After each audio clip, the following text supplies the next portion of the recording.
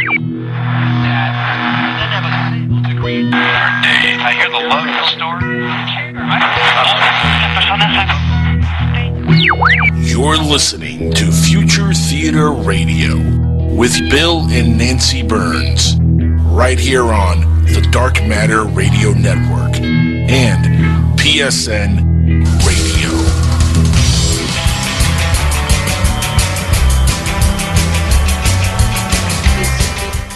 Hi, everybody. It is Monday night, March 31st, the end of the first quarter, 2014, March 31st, 2014, and we are on the cusp of spring, believe it or not, here in the Northeast. And we are your co-hosts, Bill, that's me, and Nancy. Hi, Birnes, everybody. Birnes, and we are broadcasting live from the shores of beautiful Primrose Creek in downtown Salisbury, Pennsylvania, and produced by Angel Espino, the Jackal. And we are broadcasting on Dark Matter Radio Network and PSN Radio. Thank you, Angel. Thank you, the Jackal. Glad to be here. Glad to have you. See that? See that? See that? that? Awesome. Yeah. I think we covered everything, except Pretty much. wanted to add, I got some questions this week. For anyone listening, we always talk about the chat. We always say, oh, we have such a great chat. And the way you find it, there are two places you can find the exact same chat. Okay, you can go to futuretheater.com, and there's a button at the top called Chat. I think it's called Stop and Chat. Okay, just click on it. If you happen to have your Flash disabled, if you're a Mac person who's figured out that you can disable your Flash in your Safari browser to keep yourself from going crazy, when you pull that page up, you'll see a big white square. And so you'll know to click the middle of it, and that will enable Flash, and then you'll be in the chat as well. And I hate to say this, and I hope you people never, ever do this, but we do take live call-in number people Please can call in. Hey. Don't listen to her. Call in. Call. And why don't you give the phone number? You want me to do it, or you want to do it? Huh? I'll do it. Angel, you do it so much better. I'll do it. Yeah, you can call us by calling this number, 786-245-8127. Also, you can find us on Skype by looking up PSN Radio and Dark Matter Radio Network. Either one will connect you to us somehow, but the number is the number one way to call, 786-245-8127. Back to you, Nancy. That's right. And tonight we have one of our most popular guests on. He's filling in for John Lear because we did not hear from John Lear this week. I hope he's okay. I'm sure he is. I feel like he might feel like he's too shy at the moment, but I think he'll be on. I think if we prod him and poke him, I do think he'll be on. And so there's that. He was on recently at another show. I don't remember the show. I don't know whether it's Dark Matter. And by the way, hi Kieth. Hi Kieth. I know you're out there. It might be on Dark Matter. It might be Jimmy Church. It might have been somebody. And I think he really got not knocked around, but the reception wasn't great. And I know that John Lear, people don't think so, but I think he's a very sensitive guy. And I think he goes home and licks his wounds a little. Just saying. Possibly. But tonight we have Joel Martin instead. And people, you're just in for a treat because Bill and Joel together are going to talk a little bit about Long John Nebel, correct? Yes, indeed. Yeah. So? Yes. We're going to talk about Long John Nebel. We're going to talk about Malachi Martin. We're going to talk about Andrei Puharich. These are all the people that Steve Kaplan, of course, was the one who broke the news that the Amityville horror was a hoax. So we're going to go through a lot of the stories. The reason I called Joe, one of the reasons that I wanted to have Joel on was that Joel was part and parcel. And I really mean he was in the news. He was a participant, even though he started out as a reporter on it, a participant in a lot of the real current New Age, paranormal, pop psychology, all of these issues, starting from through the 1970s, 80s, and we wrote a number of books together. We actually wrote Haunting of the Presidents, Haunting of America, Haunting of 20th Century America, Haunting of 21st Century America. Yeah. That's the book I put on the website for tonight, Right. just in case you want to talk about that. Yeah, we will Are a you little bit, guys but working, by the way, on something else right now? we are, but it really is way out in the orbit. I mean, we were. I originally saw these books when we broke the manuscript up. These are the Haunting manuscripts as really a 4 or 5 part book series. But Tor Forge said you don't sell anything more than 3 books in a set. So their idea was just do the 3 books, and we'll call it quits after that. So. And the reason it's the 3 books is this was one manuscript that was well over 1,000 pages, and they said break it into 3 that it's a manageable publication. Well, So we did. how did it get so big? Because the more we talked about things in this current history, I mean, it's a history series. That's one reason why it's so big. It aims to cover that whole series. Aims to cover the alternative history of the United States, the paranormal history of the United States. And the more we got into stuff, should this be in, shouldn't this be in, we decided to throw it in and write about it because it was, we thought, very interesting. And the manuscript turned out so long, it was a matter of either split it up into 3 books or cut this one manuscript, which we didn't want to do. Would you say that America as a culture and the news media and all that sort of thing, do you think they've had an ongoing on-again, off-again relationship with all the stuff in that's your main topic, the paranormal, the occult, the, what did they call it in the 19th century? It's the age of spiritual. No, it was the age of spiritualism.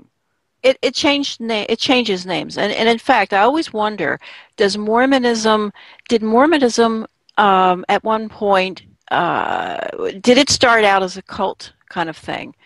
Okay. Mormonism I don't itself. know. I know how it started out, but let's face it, if somebody says an angel came to me and revealed to me the truth, and this is the truth, and by the way, if you give up coffee and drugs and caffeine and all that stuff, you can have as many wives as you want, and they could be like 11 years old. Yeah, I would say that's a really big draw. I don't mean to be insulting to Mormons, but what I'm saying is you tell the history of the top cultural figures in our country, George Washington and Abraham Lincoln. You tell their history as interwoven with the occult, basically. What we might call spiritualism, or might call trying to raise the dead. The fundamentalist Christians might have a different name for it these days. It might be considered devilish and stuff. It is. This is considered demonic because you're writing about stuff, but so much of this stuff is so debunkable. That's the thing. It really is like the Salem witch trials. When you realize the Salem witch trials were a land grab from the rich people in town to the poor people in town, and that the guy who put a stop to it was a guy who saw flying saucers on the moon, Cotton Mather. You don't get this in a history class. Okay, well, talk about the thing you're researching right now, that vector window thing you're researching. Well, that's what I was getting. Yeah, it's called the Overton Window, and that's going to be a talk that I'm giving at this July's MUFON National Conference that's in Cherry Hill, New Jersey. It's the Philadelphia area. And wait, and we'll get to that in a second. So it's called the Overton Window. We'll have John on. He'll talk about it. Yeah, it's called the Overton Window. But the Overton window is sort of like what's acceptable to talk about in polite company or in the media, right? Right. And right. see This now, person, Joseph Overton. Yeah. Go ahead. No, you do it. Go ahead. No, I was just going to say that this person, Joseph Overton, came up with a theory, which is what Glenn Beck did for his novel. He came up with a theory that there is a framework of acceptable stories the public will buy, will react to, will grok, and a set of unacceptable stories, things that challenge the public belief. And what separates this is this window of acceptability which got dubbed the Overton window. And there have been a lot of studies because it was developed by this guy, Joseph Overton. And it is a window within which there are stories acceptable to the public. But wouldn't you say that the stories are unacceptable? Beyond which is future theater, and also beyond which is we were talking before the show, and Angel is signing up some new people on PSN, and aren't they all talking about stuff outside the Overton window, basically. Right, and that's the basis Conspiracy of what we're going to talk. stuff, and That's what we're going to talk about at the MUFON conference. It's UFOs in the media, and so my point's going to be that given this idea of an Overton window, which doesn't just exclude UFOs and the paranormal, it excludes conspiracy stuff. You will never see the downing of TWA Flight 800 or Dr. Feelgood on MSNBC. You won't. well, Because a couple of our readers, by the way, just readers, a couple of our listeners, Larry Sheehan, Lou Sheehan. Why am I saying Larry? Lou Sheehan. He took a photo of Dr. Feelgood at the, let me think again, it was the Reagan Memorial Library, I think. Let me just go back and see. I'm going to have to actually make a fact of that. It was like amazing. And then Barry Galogli. Barry Galugli, right. He's been a guest, and he's done his wife is a voice person who does audiobooks, and so they just, for the fun of it, did some of Dr. Feelgood in a female voice, was great. Which I love. She was, yeah. Did you hear it? She was great. Her name is Paula Galugli. She is an actress, and she did this recording. And I have to say, I was bowled over because she did it so well. And so I want to publicly thank Barry and Paula for doing it. It was a present. It was like, it's not meant to do anything. It's already an Audible book. Dr. Feelgood's already an Audible book. You guys should buy it. But maybe we could do other Audible books. Well, what I want to do, and I'll say this in public, is what I want to do is in our publishing contracts was something that became known as the filament clause, which was that Filament would do books in formats that would not compete with Kindle and not compete with, well, it was really Kindle at first, or the publisher's own Audible book distribution system. We would not compete with that for an ebook. But reserved to us is the right to make our own proprietary Filament ebook available only in our store. So I can go back to a variety of publishers and try to say we'd like to reinsert the Filament clause as a coda in the contract, blah, blah, blah, blah, blah, blah, and reserve for us, for Filament books, the right to do our own editions. Well, speaking about all of this, I have some ideas about them too, I have to tell you. Okay, well, let me just, I want you to answer this question quick from chat. We have, this is about books, and this is to you, and this is from Future Theater Ben in chat, and he felt that you were really like out of it last week. You were not in the conversation, and he misses your voice. So I want to ask you this. Yeah, but he wants to know, how do two or more authors work to write one book? It seems, he says, that differences would make such a personal activity contentious. And so that's a really great question because... It's an excellent question. Yeah, because we have one of your co-authors on tonight. Right. Let's talk about that. Well, we can answer this. I mean, first of all, when you've got a co-author situation, they have to really, you cannot have a co-author situation unless there is a shared vision from the outset. Ab initio, you have to have a shared vision. No shared vision, no co-authors. Because even though at times two writers will be contentious with one another, and believe me, there were moments where I'll just give you a story. I relented in this one part of Dr. Feelgood. When Rick and I were writing the book together, I relented. I saw something, I'll tell you, it was about Rod. I didn't like it when I saw it, but I figured, let's let the publisher edit it. I mean, it really stuck out for me, and I didn't like it. And I let it go through. And I didn't know that the publisher would not have a formal legal vet, which included us, because I would have brought that up. I do legal vets all the time, and I would have brought it up in a legal vet, even though I let it stay in. Because I do legal vets at tour every 5 minutes. So the thing is that I let it go, and wouldn't you know it, that was I let it go because I just said, why argue over it? Finally, when it hit the fan about this particular person, I agreed to rewrite it the way I agreed to rewrite it the way I wanted to rewrite it originally, but didn't want to hurt Rick's feelings on something he said. So that was an idea. And Rick and I are good friends. Well, here's the thing. And have to be friendly if you're going to write a book together. Yeah, but this is your first book together. You and Joel have done 4 books, 3 books, 3 books together? Four books. This is 4. What was the first one? What was Haunting of the Presidents. Haunting of the Presidents over at Penguin, which it's funny. You can still get it as a Kindle, and I don't know if it's an Audible book, but you can still get it as a Kindle. If it's not an Audible book, I'm going to pull the rights back. I'll tell you that right now. Joel and I will read the book. I'm going to pull the rights back. But well, I think Barry has a company of his own for audio, so maybe we could talk to Barry and start doing audio. And you know what?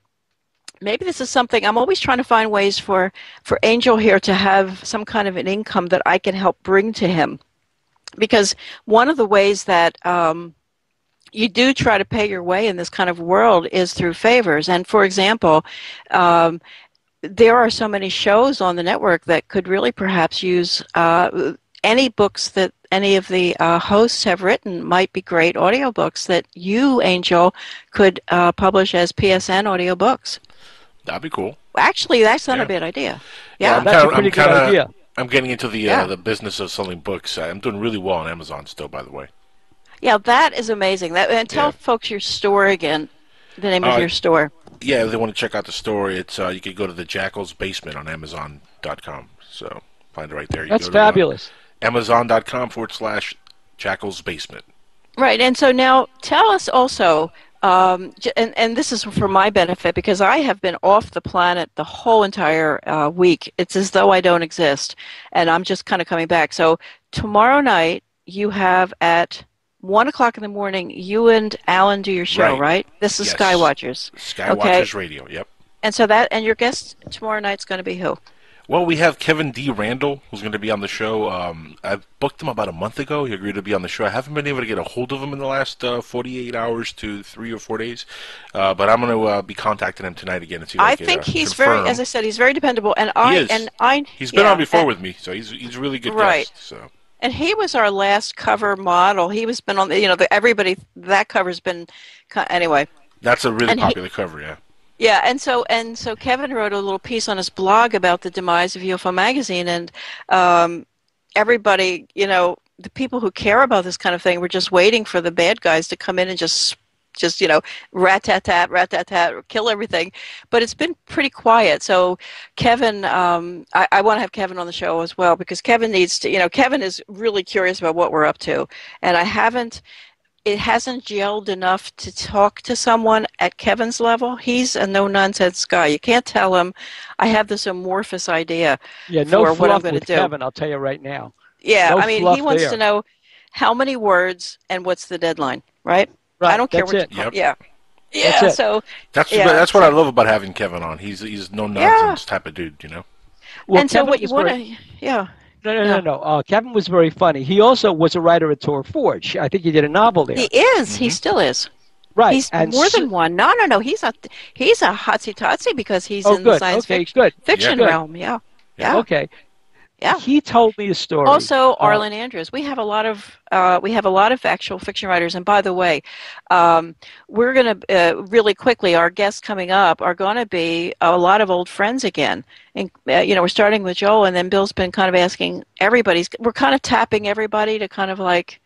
Well, Chip Beck is next week, and Chip Beck was, those in the world of the knowing know this, he was the youngest CIA station chief, and he was stationed in Africa. But Chip is writing a book about, and it was good to talk to him again, a book about, it really is the forgotten war.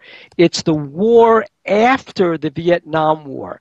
We never left Southeast Asia. We struck a peace treaty, and Chip and I will talk about the peace treaty in the Paris Accords of 1973, but we struck a peace treaty with them. But they we were fighting them in Cambodia and Laos and maybe Thailand, I'm not sure, but there was a war going on. Chip fought in that war, I think with special operations, and he's fought around the world. And this book he's writing is about that war and how the United States mission was scuttled in the 1970s. And so... Well, how did you get in contact with him again, or how did he contact you? What's the story?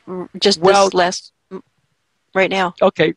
So for folks, Chip Beck is an important figure because, one, I had to edit him for the motion picture company that bought Corso's rights, and it was editing a story about POW MIAs. And the other person that I had to put together in the same manuscript was the very famous Jim Sanders, who's going to be on the show later in the month, and who's now all over coast to coast talking about Flight 370 and theories about what could have happened. And I know that tonight he's going to go on a rant. I told him There's all kinds to. of theories on what happened on Friday. And you know Right. what? I mean, I'm telling you, if you said anything like it disappeared without a trace, it was just gone into a rift in time or something. Boy, oh boy, that's the end of your career. Yeah, pretty much. Seriously, It I is, mean, if you had a career, But remember, they still haven't found the plane, even with all the Yeah. ships and everybody is in the ocean. So anyway, we'll so Jim Sanders is going to be talking And about. I am the media, but I don't trust the media. If they suddenly said they found it, that's where this fabulous alternate media that we're talking about, that we're all part of, really does a lot of homework for the American people. And for example, if once you're grown up enough to know about the Kennedy assassination, that you might want to look behind the scenes, it's the alternative media that has left it there for you. They've done the work. And right this minute, there are stories we're working on right now that the regular mainstream press won't touch, and we know them to be real, true, happening stories. Bitcoin stuff like that. Right, exactly. There's a lot of so weird funny, stuff. Yeah. What's so funny is that during the O.J. Simpson series of events in the trial back in 94. Back during those days, this was really before this explosion of the internet. And because I remember when we were living, you were working on the internet all night long, working on the web. It had just like come into being or something. Well, by the way, let me say real fast. Since I've been doing a lot of learning how to program these days, I'm running into academic theory a lot. And it turns out that the modern college campus, the modern academia, is so fully aware. I'm getting a kind of an echo. So fully aware that everybody learns on the internet that it's now part of the curriculum how to teach on the internet, basically. Right, okay? Exactly. Yeah, that's why you're seeing all these online courses turn up. Here's the thing. Let me interject real quick. One of my nephews has really bad ADD. He also suffers from slight bipolar disorder, and he has a really hard time learning. He has a learning disability, obviously, and he has a really hard time learning things. As a kid, it was really hard for him to grasp things in school. He was being held back and stuff. As soon as he turned like 9 years old, 10 years old, he started getting online, and we taught him how to use the computer. That kid has made leaps and bounds since he's been able to start using the computer and going on websites and learning. I mean, it's incredible. If you compare him now to just a couple years ago, the amount of progress he's made in his speech and even his his ability to write. Well, here's the thing. I don't know much about ADD, and we've had lots of guests on who are experts. But if you have a computer in front of you with a lively internet, it would seem that no matter how bad your ADD, you could kind of deal with it with different windows open and different things going on. Yep. And so what if people complain about, teachers at this point, how can you listen to one person stand there and talk to you and not be doing something else at the same time? I can't imagine that now. And I don't blame myself for having to have my computer in front of me during TV watching. It's just what is. So forth and so on. And so I think, but anyway, where I was going with this thing about the internet and the new style of learning, it's that people are learning now like children do at play. They're learning more about what they want to learn about. They can go, how deep you can go on any topic. Sadly, in a kind of a Mondo Cane way, kind of, if you know what Mondo Cane is, it's an old movie, look it up. You could look at really gross stuff and wish that you had not gone that far. So young children listening, every single rabbit hole, just know when to stop, know when it starts to get icky looking, like when the websites start to get cluttered and red. with stuff, and you just like back out. Figure out another way to learn about stuff without having to see icky stuff. Do you know what? Okay, that's am I good making advice. sense? That's good advice. No, but And I'm good serious. advice Am I making Interesting too. stuff, yeah. No, but haven't you gone and regretted pressing a button and seeing an image? All the time. Okay, well, see, that's Yep. something kids now have to learn how to deal with. We only had to deal with it if we went into one of those weird cigar stores on the corner where they had weird magazines. And I saw a copy of Fangoria or something, and it had Night of the Living Dead, and they were all eating each other's arms. And I was, like, traumatized. I thought it was real. And I was Really? like, how horrible is this? Yeah, Did yeah. you I ever was a see kid. like Faces of Death as a kid? Or well, that No. was probably, you were probably No. what, 20s when that came out originally? No, I know about it, but I 30s? would never in a million years. I don't feel I'm not training to be an undertaker. It's not going to be helping my career at all. you know? It's funny. I was like 11 or 12 years old, and I remember I was at home with a couple of friends who came over to play and stuff, and one of them brought a tape of Faces of Death, and they were like, "Do you want to see this? It's people dying on camera. It's really creepy and weird." And I'm like, "Not really. It doesn't really interest me seeing people dying on camera." They're like, "No, you got to see this." Remember, this is when VHS had really first boomed in the 80s, and or in the early 90s. I know. And they were like, "Come on, you got to see this." So they pop it in, and we put the video, and it was actually. When I saw it at the time, I was expecting to see something really gross, but it actually laughed. And I got to say, right now, it makes me, it makes me look bad that I laughed at somebody dying. I understand that, but this is the context of what happened. It was a bunch of kids. They had gone bungee cord jumping. They were bungee jumping. They went to a building. It was a huge building. They bought rope. First of all, mistake number one, they bought actual rope, not bungee cord rope. Like hard rope. It doesn't snap back. See, you see what I'm saying? Y'all laughing. Yeah. They go up to this huge building. Sorry. The building is like 150 feet tall, okay? They got rope that was about 200 feet long. Mistake number two. Yeah. So this is why even then I laughed, and I was like, maybe I have no soul because this is funny to me. But they tied the rope around. It was a 150-foot long rope. Who thought to film this? They thought it would be a good idea. Remember, this is when the home cameras and VHS was booming, and these kids thought this would be a good idea. This video is on the internet. I'm not kidding. You could find this still. So they go all the way. See it, but they go all the way to the top of the building. They tie the rope around. Remember, 150-foot long rope, 100-foot building. Okay. The most they might have tied is maybe an extra, let's say 10 feet. To really like hook it in there so it doesn't snap or anything. And then the guy goes. Bad. The guy goes, "Okay, here I come, man!" And he jumps down. Aye. That's all you hear is just pop. And that's when we all just started going, "Oh man, this is hysterical." We thought it was a joke at first, maybe it was a dummy or something. Well, what did the cameraman but it was. say? Was there anything like "oops" or anything? Well, actually, it would have been perfect timing for a Britney Spears song. "Oops, I did it again." But no, he didn't really say much. They just started screaming, and the camera shook. And that was it. Are you watching chat while this is going on? They're hating on this, I think. Why what are we're they talking hating about. Because we're laughing at the Faces of Death video. This is not where the show started. Okay, look. This video, you will laugh. We agree, this is pathetic. But you know that there is something called the dumbest, right? Like the dumbest list?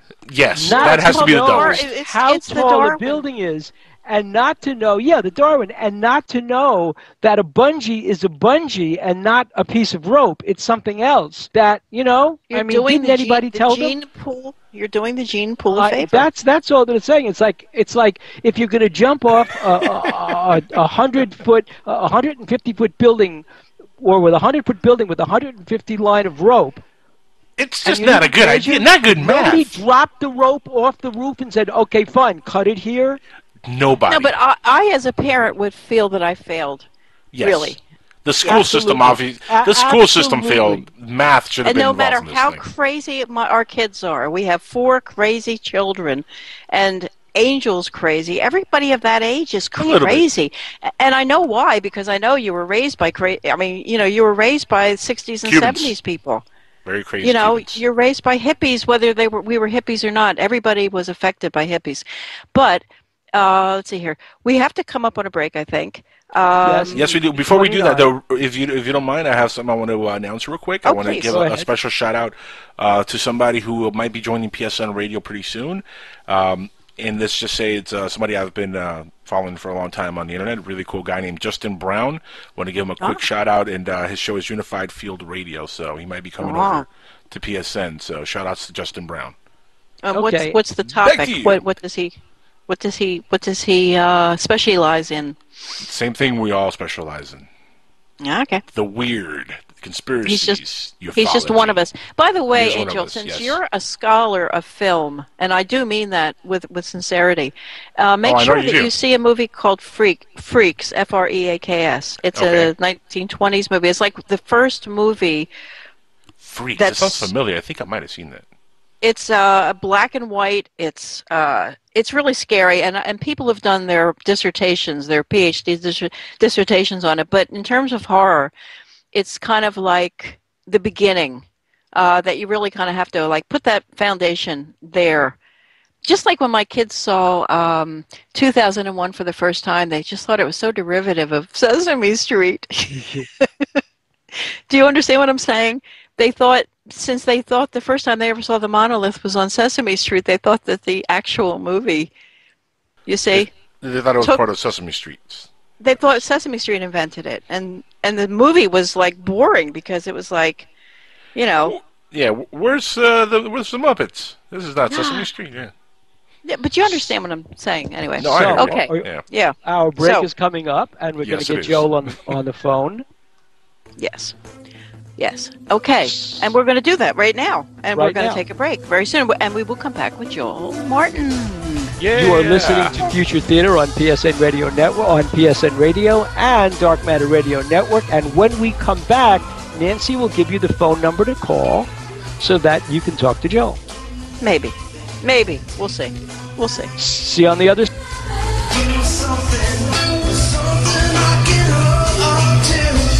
Imagine no longer being tied down to your computer, but having the freedom to take live talk radio with you anywhere you go. TalkStream Live introduces our first ever iPhone application. The talk shows you follow now follow you. And your iPhone is now the fastest and easiest way to stay connected to the best talk radio on the internet. Listen to live talk shows 24 hours a day, 7 days a week. Mobile talk radio from TalkStream Live. Now available in the iTunes App Store.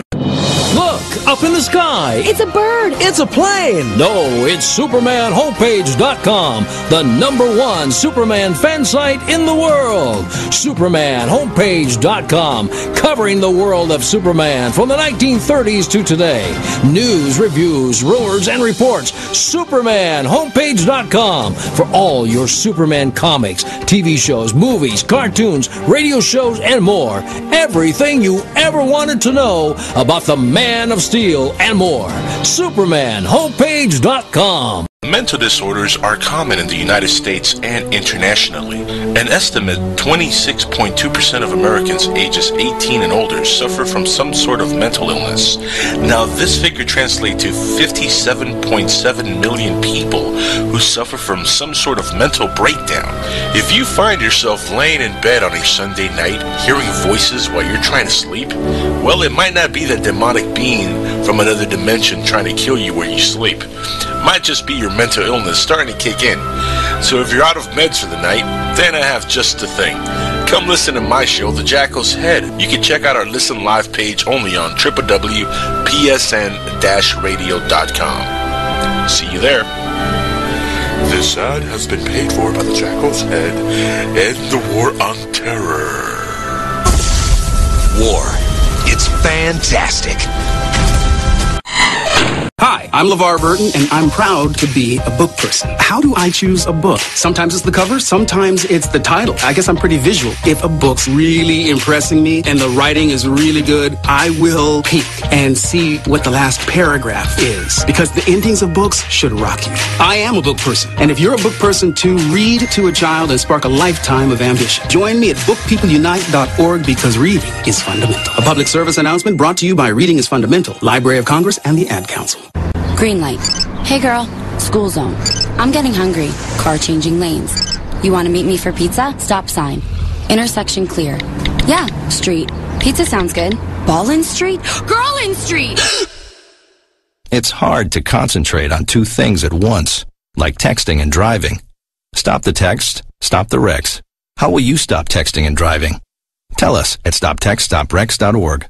Brought to you by the National Highway Traffic Safety Administration and the Ad Council. Roswell, UFOs, flying saucers, alien abduction. Are we alone? Information regarding this and many other questions about the unknown are only a click away at www.theufostore.com. TheUFOstore.com offers hundreds of DVDs about UFOs, aliens, crop circles, conspiracies, Bigfoot, suppressed science, ancient mysteries. Log on to www.theufostore.com and request a free UFO Store catalog. TheUFOstore.com, the largest selection of UFO products on the internet. You're listening to Dark Matter Radio Network.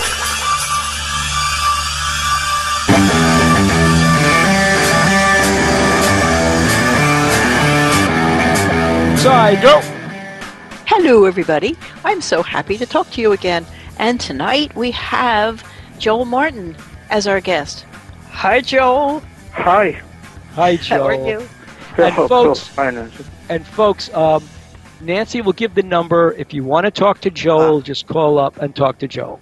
Okay, here's the number, 786-245-8127, and just listen for a while and call in maybe, but don't really, yeah. Yeah, anyway, you'll like it. Okay, so, Joel, what I wanted to do is to ask you, we are coming up with a publication that will encompass the paranormal talk radio, and both from a historic perspective and a current perspective. And one of the things we'd like to talk about, because you've written about him so extensively in our books, from a person who knew him, is Long John Nebel. So I'm going to let you just spin out and talk about Long John Nebel. Well, whether you liked Long John Nebel or did not like Long John Nebel, you could not ignore Long John Nebel, especially if you're talking about paranormal talk radio. He was really quite a character, and may he rest in peace. He really made a contribution that broke through broadcasting to accept the paranormal in a way that it never had. There actually was a program about astrology on in the 1930s with a great American astrologer whose name was Evangeline Adams. And she actually had a network program way, way back then. But very little is known about it, and very little is ever said about it.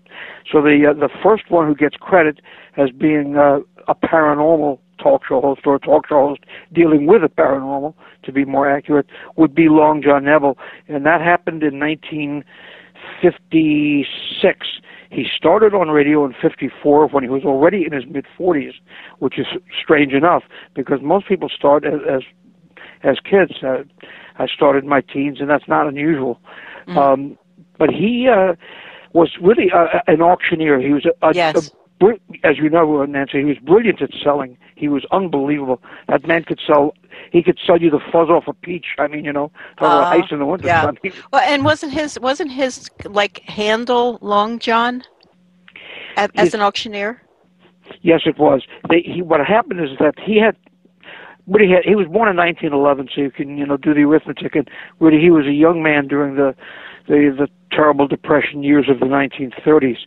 He came through that, and he came through the war years, and now he's looking for something to really do post-war, as so many millions of men were doing, young men.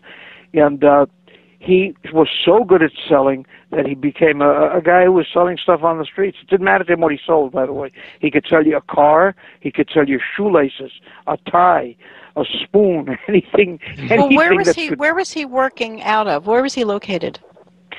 Well, he was born in Chicago, and that was in 1911, when he was about, I would guess, 20 years old, 19 maybe, he moved to New York City. His parents moved at that time. He was born with the name Zimmerman, so there's some confusion about the heritage, German, Jewish, Catholic. There's no way to know. But he didn't like religion particularly. or so he said. And he moved to New York City with them, and his mother, according to legend, was a dermatologist. His father worked in public relations and sales, but he was a character of his own when it came to personality, when it came to selling. And his early job, he wanted very badly to be in show business. When he came to New York, he wanted to be famous. It's not something that happened so much by accident. He just wanted that recognition. He got a job at the New York Paramount Theater as a young man, as an usher. And in the uniform, you couldn't help but see him, because by that point, John stood 6 feet 4 inches and was thin as a rail. I maybe 120 pounds, frankly, maybe a little more. He was very thin, very tall, and knew how to dress. And so even in the Paramount uniform, quite elegant. The management there loved him, and he was very happy there too. Then he left because he knew there was nothing more he could do as an usher, and he became a freelance photographer, at which he was quite good. He did quite a bit of photography, and it's now the 1930s and the 1940s, the war years. And among the people he photographed was a beautiful model by the name of Candy Jones, but he never really got to know her, ironically, until much, much later. And after the war, he wanted to be in business for himself. He had been made the general manager of Willoughby's, which was a very big store in New York City that sold photographic equipment. And then he was promoted to manager, store manager, and then another company hired him. And frankly, at the time he was hired, he was making $175 a week, which was not bad when you consider school teachers barely saw $100 a week. So yeah, but isn't Willoughby's a highly technical place to work there? You'd have to be you'd have to be a PhD in cameras and stuff. If you go in there, they know everything. The people who work those stores. So did Long John Nebel he was knowledgeable in that way? He was incredibly knowledgeable. He was one of those people that psychologists sometimes call sponges, and that's not a joke. He was the kind of guy, if you'd show him a piece of material, show him something that had to be done, give him a few minutes or an hour or whatever, and he'd figure it out. He was brilliant at a very, very quick study, which is an important and useful tool to be a talk show host. But he loved photography, and what he loved, he learned so much of that they were surprised themselves, because the farthest he went in school, as far as formal education was concerned, was grade 8.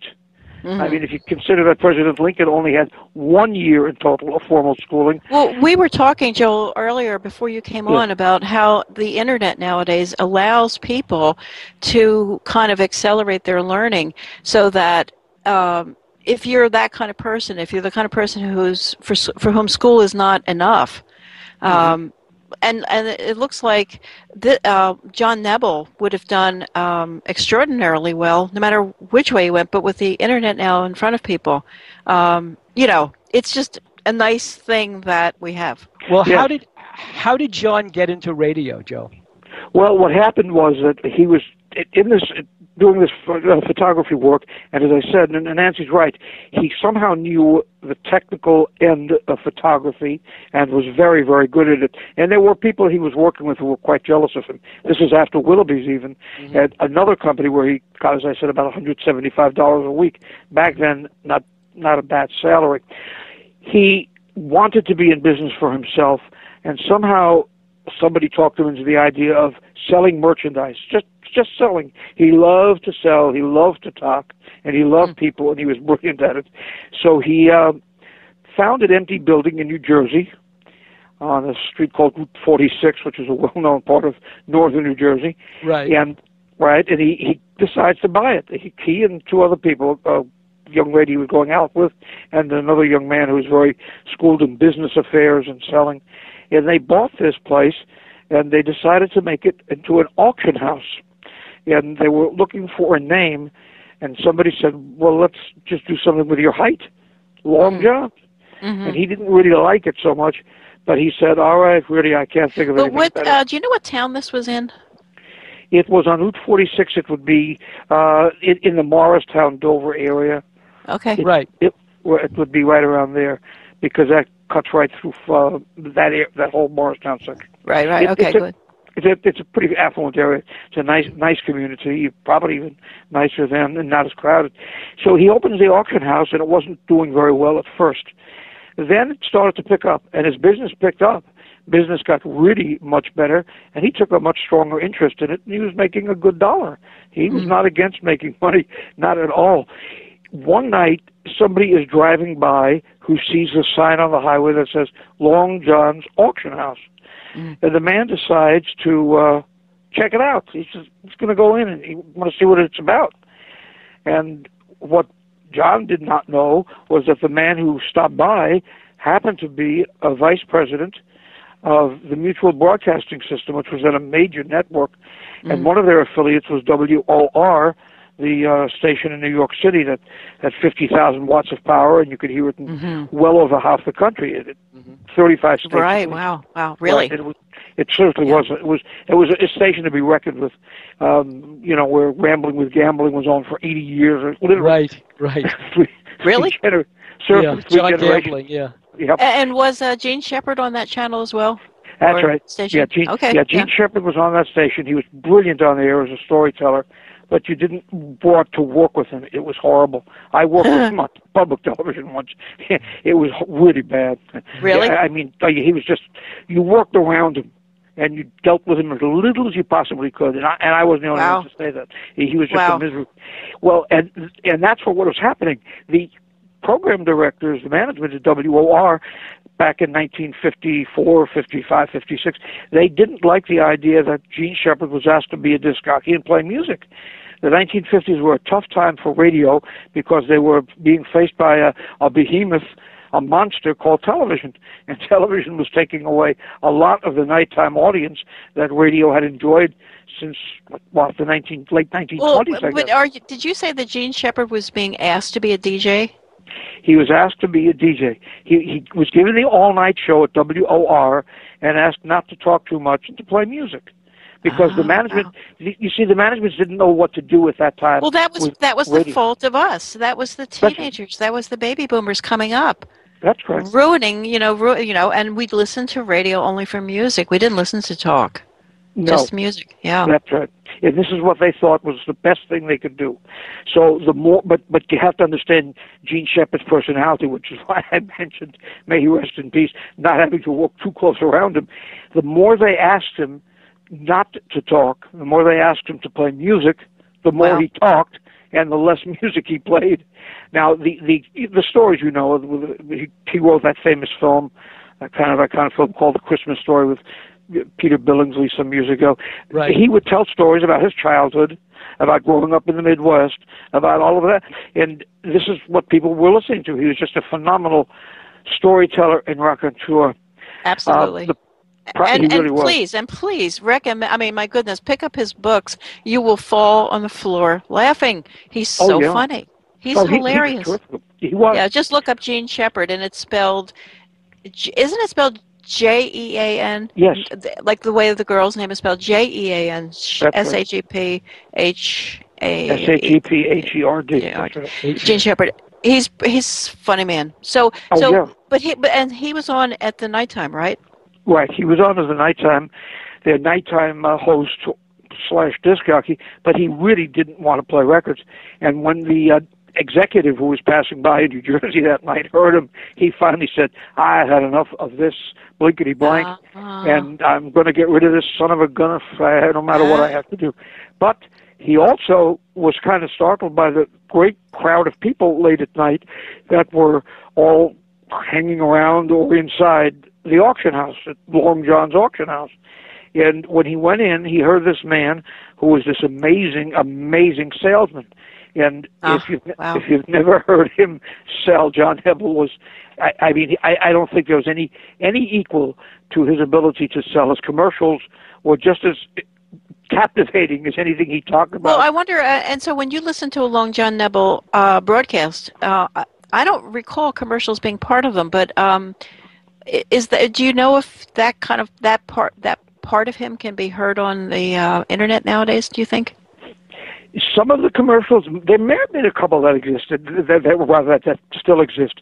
There's one that's just riotous. He had as a sponsor at the time the James Bond film, one of the very early James Bond films, and the lead woman character, the lead female character, this is the 1960s, early 60s, and it was a character's name was Pussy Galore. Pussy Galore, sure. Right. Best name ever. It was. By the way. It was Gold. Best name ever. The movie was Goldfinger. Goldfinger. That's Pussy Galore. I don't know if I like heard Pussy Galore more or A Lot of Vagina from the Austin Powers spoof. Yeah, it both really, great. but you see, you're talking about 1962, and you generally didn't talk about these things back then Right, on yeah. radio, and he did, and every time he said the name, he got more hysterical laughing, and the group of people around him were laughing, and he was pounding the table, and the commercial ran on. It wasn't a minute commercial, or as it was supposed to be, or 2 minutes. It ran on for 7 minutes or more, and he would go on and on. And the management, they're kind of interesting, the radio station managements. They don't want you to do certain things, but if the things work and that gets them ratings, which gets them sponsors, which makes them money, they'll look the other way until whatever it is you're doing Are you falls. listening to this, Keith? I hope Keith is listening. Do you understand? Now do you understand, Angel, why we wanted Joel on? Because you're also describing, I believe that Long John Nebel and Art Bell are two bookends that have so defined this field. Art Bell picked up the mantle, I believe. Long John Nebel and Art Bell are the bookends of late night paranormal. I don't talk radio. understand the rules, but see, that's the thing. That's what Joel was just saying. The more you can't say something, it seems like the more it's the right thing to say, and it drives me crazy. It does. And I It drives them nuts. Yeah. So Long John was that kind of person, it sounds like. Impromptu. He was on the moment, but he was skeptical, correct? That's interesting. That's a very interesting and important question, because this is what happened by 1956. He had tried to do a radio show in 1954, and it just did not work. He had never been on the radio. He was 45 years old, approximately, or 44, and he just didn't know really what to do, and he wasn't that comfortable. But he was still going to do it, and by 1956 they offered him the slot that Gene Shepard had just been deposed from. Gene Shepard went on to stay with WWII for many more years, but in an earlier time, 10 o'clock or 11 o'clock. Did they hate each other, or did Gene Shepard like the fact that Long John took his spot? Oh, frankly, I doubt he liked that Long John took his spot.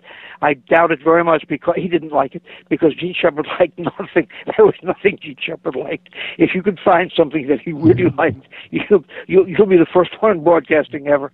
How did he shape his show? How did his show begin when he was given this slot? He wasn't a radio guy, right? No, he was not a radio guy. He was a sales guy, a merchandising guy, a guy who could sell shoes. Literally, there's not exaggeration. He could sell seashells or shoestrings on the street, and did it. I mean, brilliantly. Yeah, but Joel, as a raconteur yourself, you've got to come up with other examples. Those are very hard to say. They are. But he could even say them. Besides the commercials for Goldfinger and a couple of others, he just knew what to do. This is the way he shaped the program. He gave it a lot of thought. He didn't just run headlong into it. He knew that he had to do something at that hour very, very different than anybody else had been doing. And if you remember, in the 1950s, or have read about that era, late night talk radio, which we take for granted now, and TV and radio stations that stay on 24 hours a day, did not do that automatically in those years. Many of them signed off at midnight, 1 a.m., 2 a.m. They just couldn't figure out that there would be an audience. It never dawned on them that there could be a really sizable audience to listen to them. So what they did is they put an announcer in there to say an occasional station break, and they played music, and that was it. Well, whatever kind of music it might be, there were all variations. But John Nebel thought he should do something very unique.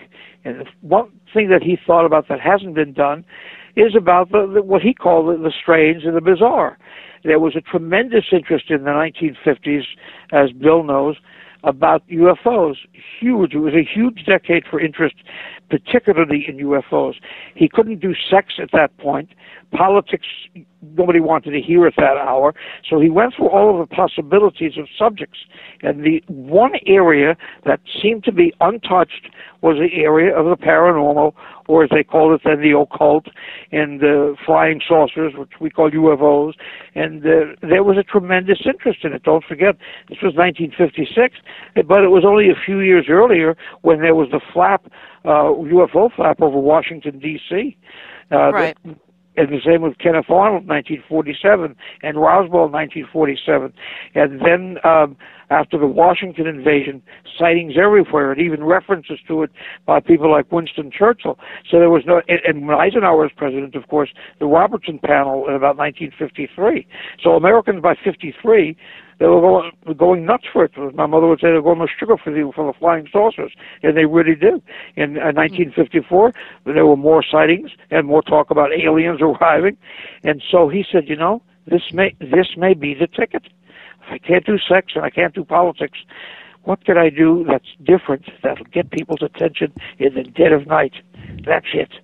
Flying saucers. Now, there's a lot of discussion still among people in broadcasting, broadcast historians, whether he believed it or not.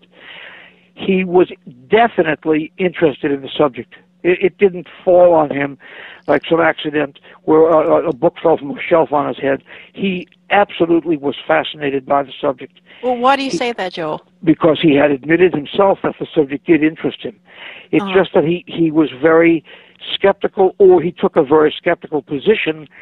I think, this is my thinking, that one of the reasons he remained skeptical or took that very skeptical or negative position was his own lack of formal education. After the war, yeah, I really do. The late Peter Jennings was that way too. May he rest in peace. The ABC anchor. Oh, absolutely. You see, back then, really before World War II, if you didn't go to college, it didn't make a difference. Well, I understand that. I totally understand that, because I hit the wall when it was coming down. I was in journalism right before. You couldn't get in journalism without a college degree. I was an intern and so forth. But here's what I'm asking. If Peter Jennings or Long John Nebel felt that their education was something that they were a little embarrassed about and wanted to be careful about, wouldn't they be the opposite of skeptics? They'd be sort of like, wouldn't they be more open-minded because if this wasn't educated out of them? You would think they had so. Nothing to, well, what, yeah. Okay, so frankly, here was the problem, Nancy. The problem was this. This is a subject that was considered then bizarre, considered off-center, considered on the fringe. It was a subject that people who were really smart, intellectuals, scientific, rational people didn't really deal with. And part of that may be, as Bill knows and as I have considered and thought about for years, I think the government was simply trying to cover things up in the way they they were covering things up. But one of the ways they covered them up, in my opinion, was to use broadcasters like John Nebel and some of the others who would do shows that weren't so much in favor of the subject. In other words, they just weren't that positive about the subject. So you had your cake and you ate it too. In other words, you put it on the air, but you didn't believe it. So you spent 5 hours talking about a UFO that somebody saw, I don't know, maybe in New Mexico or maybe in Manhattan. It could have been in Texas. It could have been anywhere. So after 5 hours, John had a peculiar little phrase that he loved to say with his Midwestern twang that never changed. Well, let me just say this. I don't buy any of this. I don't buy it. Friends, thank you for listening. We'll see you again tonight. Wow. What a hook. It was amazing. It was fascinating. What would it take to convince? Yeah, what would it take to convince this man? That's what you would say to yourself. It's the evidence has got to be pristine, and maybe then he'll be convinced. But here's the thing: do you think the government, as early as the 50s, was planting weird stories in something like John's show, on his show? Oh yes, absolutely, absolutely. There's good reason to believe that John Nebel was taking a position on that show which he considered to be more intellectual and more scientific than anything he had ever formally studied. Now, he was a very avid reader. I mean, he could grasp onto almost, as we said before, any subject, and he was darn quick in understanding it. But yes, I do believe that very, very much. And don't forget that government agencies after World War II, and as Bill has written about, and we know, they took the subject seriously enough that they didn't want the public to know it. Why? That's a debate, I guess, for another day. But when you had somebody like John Nebel who was willing to say, no, I don't believe in any of this, well, he had it on the air, but he was putting it down. I don't think he realized that more people who were listening were for the subject than were against it. He did take criticism, but when you do this subject, and I did it for a very long time on radio and TV, when I started doing it in about 1970, you got blasted from your colleagues. You got blasted from the management. I mean, you're still doing that crazy crap. You're still doing that nonsense for the flying clothes. Yeah, well, I'm just doing it for entertainment. But the ratings were unbelievable, stupendous. I mean, I can't even describe them. And at the same time... Well, that happened to Bill directly. I mean, he was a guy out there doing this, and then he had to crisscross management, and when he would take his UFO hat off, literally, he did not take his UFO hat off. He literally was the same person they hired. He wasn't faking it. And that meant he had to go, I think, because I remember having a call with one of the network suits, literally, saying that he, the suit guy, did not want to be walking down the hall and have people whispering that he's become the UFO guy, that we had to kind of turn it back. Yeah. So it sounds like Long John Nebel was facing the same exact thing. But but my question is, if do you think he ever knew that the government cared enough to lie to him and fake stuff? And that would seem to get his alarms up, I would think. Yes. No, I don't think he knew that they were lying to him. Did he know that they wanted him to talk about it in the way he spoke about it? Sure. Of course he did. He was a very smart man. You don't have to go to school to be smart. He was very, very just street smart and intuitively bright. He knew what they wanted, and he was only happy to oblige. Had he said, this is real, and he took the position that Art Bell did, or that I did, or that Bill does, well, then you run into trouble, serious trouble. I was offered a job in the early 1980s by one of the major radio networks to be a talk show host. And I turned it down because they were all ready to have me on. And then they said, you can't do that so-and-so stuff you were doing out on Long Island for all of these years, where you're talking about flying saucers and out-of-body and ESP, and, they jumbled everything together. I said, wait, hold on, pal. What are you telling me? This is now I'm talking to the management guy who's interviewing me. He says, you can't do that stuff. I said, I can't do that stuff? You mean I can't talk to somebody who's a psychic or believes it's all a UFO or believes in the subject? No, we can't do that. No, this is a big network. I said, listen, you know what you do with your network? I won't use the words here, but you can imagine. I told him we're in places network politely. And the guy went nuts on me. He said, no, you know who you're talking to? Do you know who this is? Nobody says no to us. I said, really? Oh, my God. Would you mark it down? There'd be a plaque in the lobby. I'll be the first one. I could be the first one. You can't tell me what to say, pal. I'm saying what I really think is right when I do these shows. I really think it's a good idea to talk about the conspiracy theories, which I do believe in, about UFO sightings, about people who are psychic. I've seen them. I'm not going to do them constantly, but from time to time. No, you can't do that. I said, take the job and, go to hell with it. That was the end of it. And he said, well, you're never going to work here again. I said, I don't want to work there. Ironically, it wasn't long after that another network, brought Art Bell aboard, and Art started doing the same subject. But I wouldn't budge because, just as you said, well, Bill, I don't believe Art started out in paranormal either. I think he started out as it was politics, more or less, wasn't it? It was. Yes, it was. But see, what I wanted to say, though, before we sort of got sidetracked, was that Art Bell is also a great salesman in that, and I wanted to just say this to people and wonder about this. I am so tempted. He was talking about, on his short time back, these earphones that he's selling from, I think, the catalog, it's called Crane, I believe. I hope it's called Crane. But they're made secret. Is it C-Crane? Yeah, and then they're made out of C-Crane. They're made out of wood. Uh-huh. And I want these so badly because when Art Bell talks about these, out of wood, really? Oh yeah, it's sort of like you have to have them.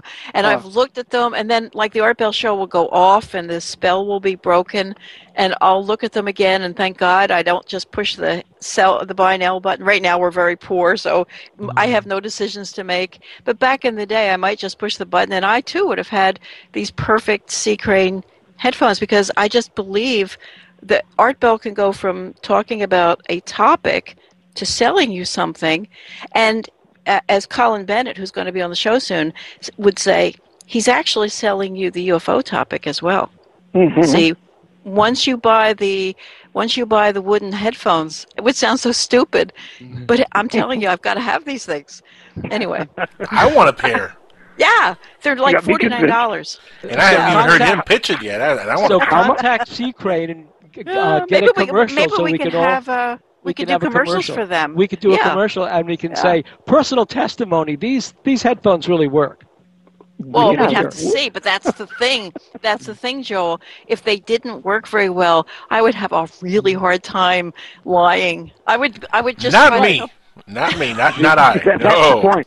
But this is no way, man. I'll lie my butt off. Let me tell you. That's right.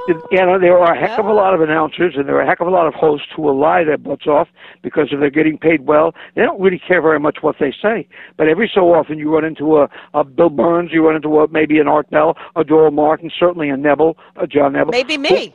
And you too. And you. Yeah. Right. Okay. Where you just are not going to compromise See that? what you believe in. I just elbowed my way in among the guys. See that? I just did that. well, I guess I'm a rebel without a clue, huh, Nancy? Yeah. Well, you know, it's a matter of, frankly, it's a matter of what your priorities were. I think that they did not like what John Nebel was doing. There were management people, I understand, back then at WOR. And even later at WNBC when he moved over to that radio station, that used to, behind his back, call him a freak. I mean, they really did. I had an uncle, he's passed on, who knew him, and he would listen to him. And this is some of what I had learned when I went up there and when I watched him even do the show. He was considered a freak. Simple as that. But the freak was making tremendous amounts of revenue for a radio station in the dead of night. And in those years, to be heard, I mean, and listened to and have that kind of following at 2 a.m, it was unheard of. And the subject was perfect. Right. And the thing is that John Nebel had, one of the benefits was that because he was creating a genre for a subject that really hadn't been on radio before. Right. He had a huge pool of guests, all the way from the rational to the insane. And some of the people John had on were absolutely out of it. I mean, he was dealing. Well, how did they the find contact how did they find the show? How do you think that whole parade started? Well, because all he had to do, and I. Frankly, when I started doing my show in 1970, to answer your question, I really hadn't listened to John Nebel more than one time for a few moments in my whole life. As a child, my uncle had it on one night, and he was staying over with us, and he put it on, and I always stayed up late, even as a youngster, and I was scared witless. They were talking about, honestly, they were talking about extraterrestrials, and I got so scared, I just went under the quilt and the pillows, and I was shaking all night. I never ever listened again. Now I love it. It's a true story. I just never listened, and I'm not sorry because, frankly, then I could have been accused of maybe imitating him, and I didn't. No, but that's I the thing. I mean, you hear? Did he have? He probably had an authoritative voice, and he spoke authoritatively, and he was a grown-up talking to other grown-ups, and you're a kid listening, thinking, "My God, what's going on?" That's right. The aliens are coming. Oh no. Yeah. Well, don't you right. like, for example? Here's another one. And Angel, I'm going to ask you. You must have one as well. But for me, I was really young, and we had a black and white TV, and it was Easter time, and the announcer said, "We're going to do this movie, The Crucifixion or something, and if you have young children, please take them out of the room because you don't want them to see this." And I was so freaked out that I was sort of like, and it ruined a lot of things for me, this whole thing. Yeah, for me, it was The Exorcist. That did it for me. I had nightmares. Yeah, oh man, that movie creeped me out. I mean, I had nightmares. The Exorcist, the first one. Yeah. The first one. I had nightmares for days. I mean, I didn't sleep literally when I saw it as a kid. I didn't sleep for like 2 or 3 days. And I saw it as a kid. I snuck it. I snuck the video, and my parents were sleeping, and my dad had it on VHS. He spent like $100 on the VHS, and he had it. It was subtitled. Not a very good copy, but it was a VHS copy. So I sat there and I watched the whole thing with the lights off. I couldn't sleep that night. Went to school without sleeping. The next night, I still couldn't sleep. Went to school again without sleep. I spent 3 days without sleeping and going to school. What part of it was so frightening? Oh, my God. Oh, the whole thing? I mean, think about it. This is back in mid-'80s, and I'm a little kid. No, 1970s. It was 1970s. No, but for me, when I saw it, it was in the mid-'80s. Oh, for you, but I'm just saying the movie came out of the 70s. Right. Yeah, but in the 70s, when the book came out, I was a young mother, and we were living at that point in. We would go down to the shore and live at the shore for 3 months because I married a wealthy family. We'd live at the shore for 3 months, and I started to read this book. I could not finish the book. I couldn't sleep. I couldn't not finish the book. It ruined like a week of my. It was so scary. Well, I Joel, hated that book. Yeah. Joel, as you've said. So to see it as a little kid. So for Billy, what was formative? What was the scariest thing you ever saw? But the thing I want to bring up to Joel is that. Oh, you have to tell. I will, but Joel made the point. That that book also had such an impression on Malachi Martin because it's like Malachi Martin read the book and said, "I missed the boat." Oh, really? Oh, sure, absolutely. Really? Absolutely. Yeah. The only reason I wasn't. That poor writer came to a bad end. Who, Malachi or Peter Blatty? No, Peter. No, the writer of The Exorcist. William Friedkin. The director and then the writer of the book. They all died kind of really young, and they kind of like. I think that Friedkin married Sherry Lansing. Yeah, she was quite a lady. Still is, I think. No, she's dead. She was. She died. Yeah, we Sherry went to her Lansing funeral. Died? We went to her. No, it was Julia. No, it was Julia. No, we were at Sherry Lansing's funeral. Or we were at her grave when we were there. No, at the you're funeral. thinking of you're thinking of Dawn Steele because when Sam Goldberg died, they buried him next to Dawn Steele. 3 Hollywood people right now are falling over with happiness, and that's about it. But I'm telling you, these are funny stories. Well, Angel, this is where your group of weirdos. This is where you're going to grow up to become. Yeah. We're just older versions of you. Yeah, no, I see that already. I'm going to carry the torch. Once all you folks are gone, I'm going to be the old guy in about 30, 40 years. So, passing the torch along. We have no intention of going, though. That's so, the thing. You don't understand. 40, 50 years, Nancy? You want to be alive in another 50 years? I don't. I do. So, Joe, let's go back. 120. Going for 120. Wasn't Malachi? But this was after. Did Malachi Martin encounter this story before he left the regular orders, or after he was back in secular life?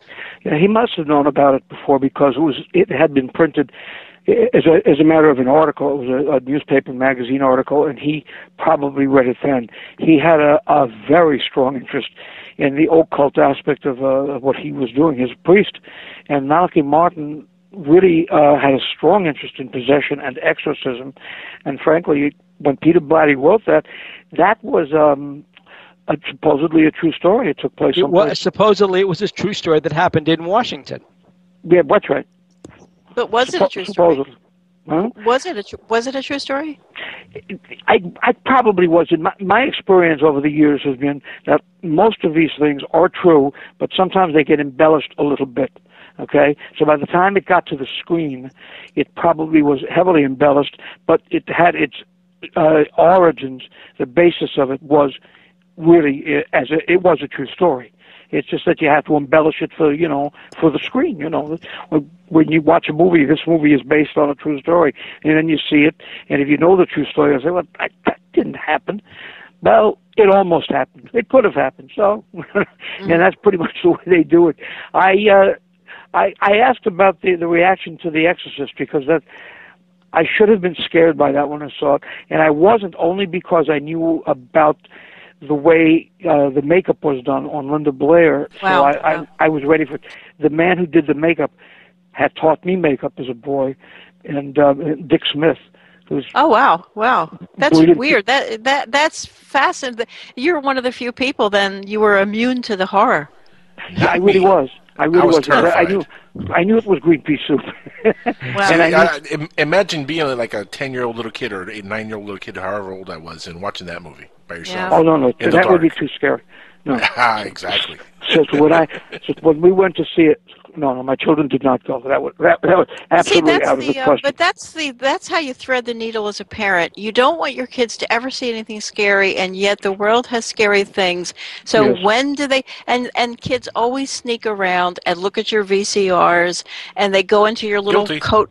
Yeah, they go into your coat pockets, and they find pot, and what can you say? Yeah, it's a dilemma. It's a dilemma, and so, but you want them to live in a perfect world. You are a dreamer, of course, and so, and then I always think to myself, I have read that if the kids know that you love them, that supposedly protects them from everything. It kind of coats them in like alien goo, so they can go through life, protected. Or this is what like a mother bird, you kind of vomit on them all your ideas and hopes. Yes, that's right.